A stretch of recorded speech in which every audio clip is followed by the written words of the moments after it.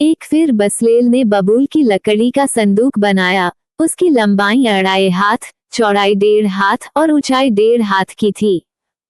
2 और उसने उसको भीतर बाहर चोखे सोने से मढ़ा और उसके चारों ओर सोने की बाड़ बनाई।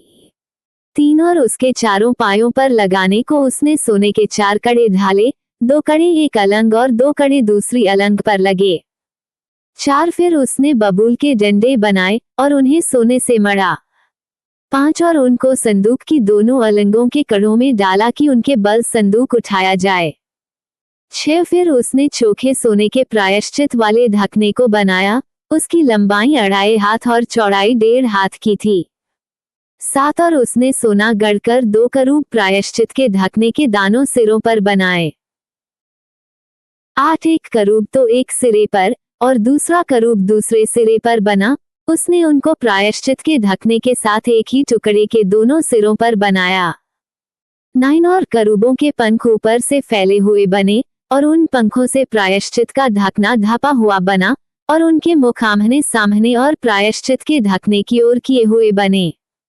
10 फिर उसने बबूल की लकड़ी की मेज को बनाया। उसकी लंबाई 2 हाथ, चौड़ाई 1 हाथ और ऊंचाई 1.5 हाथ की थी। 11 और उसने उसको चोखे सोने से मढ़ा और उसमें चारों ओर सोने की एक बाड़ बनाई। 12 और उसने उसके लिए 4 अंगुल चौड़ी एक पटरी और इस पटरी के लिए चारों ओर सोने की एक बाड़ बनाई। 13 और उसने मेज के लिए सोने के 4 कड़े ढालकर उन चारों कोनों में लगाया जो उसके चारों पायों पर थे। 14वें कड़े पटरी के पास मेज उठाने के डंडों के खानों का काम देने को बने। 15 और उसने मेज उठाने के लिए डंडों को बबूल की लकड़ी के बनाया और सोने से मढ़ा। 16 और उसने मेज पर का सामान अर्थात परात, धूपदान, कटोरे और उंडेलने के बर्तन सब चोखे सोने के बनाए। 17 फिर उसने चोखा सोना गढ़ के पाए और डंडी समेत दीवट को बनाया। उसके पुष्पकोश, गांठ और फूल सब एक ही टुकड़े के बने। 18 और दीवट से निकली हुई 6 डालियां बनी। 3 डालियां तो उसकी एक अलंग से और 3 डालियां उसकी दूसरी अलंग से निकली हुई बनी। 19 एक एक डाली में बादाम के फूल के सरीखे 3-3 पुष्पकोश, एक एक गांठ और एक एक फूल बना। दीवट से निकली हुई उन 6 डालियों का यही ढब हुआ। 20 और दीवट की डंडी में बादाम के फूल के सामान अपनी अपनी गांठ और फूल समेत 4 पुष्पकोश बने। 21 और दीवट से निकली हुई 6 डालियों में से 2-2 डालियों के नीचे एक एक गांठ दीवट के साथ एक ही टुकड़े की बनी। 22 गांठें और डालियां सब दीवट के साथ एक ही टुकड़े की बनी। सारा दीवट गड़े हुए चोखे सोने का और एक ही टुकड़े का बना।